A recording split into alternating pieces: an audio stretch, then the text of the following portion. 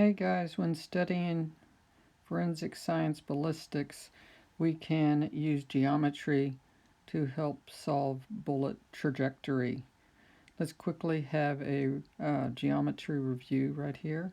So if you have a right triangle and you know a certain angle, and then you designate sides A, B, and C, hopefully you'll remember that the tangent of the angle is equal to B over A.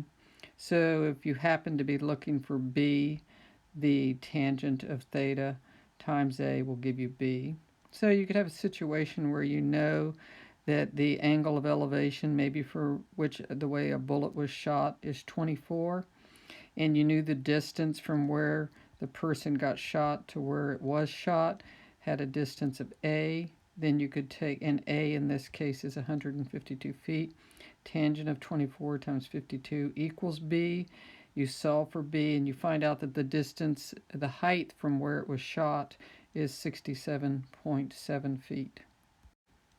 So here's a forensic science example where you have somebody that's shot, kind of a sad situation here, and you know from where the bullet entered and where it exited, and then you from the point that it exited, you draw a parallel to the horizon there, and you can get this angle of impact.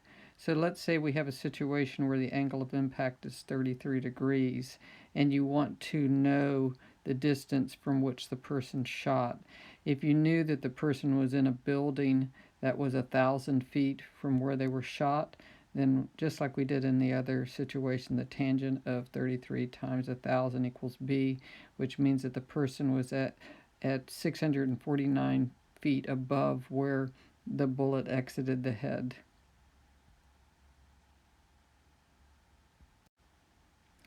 Use this information now to finish the homework sheet that is attached on campus, and then be sure and upload that on campus by the due date and the due time.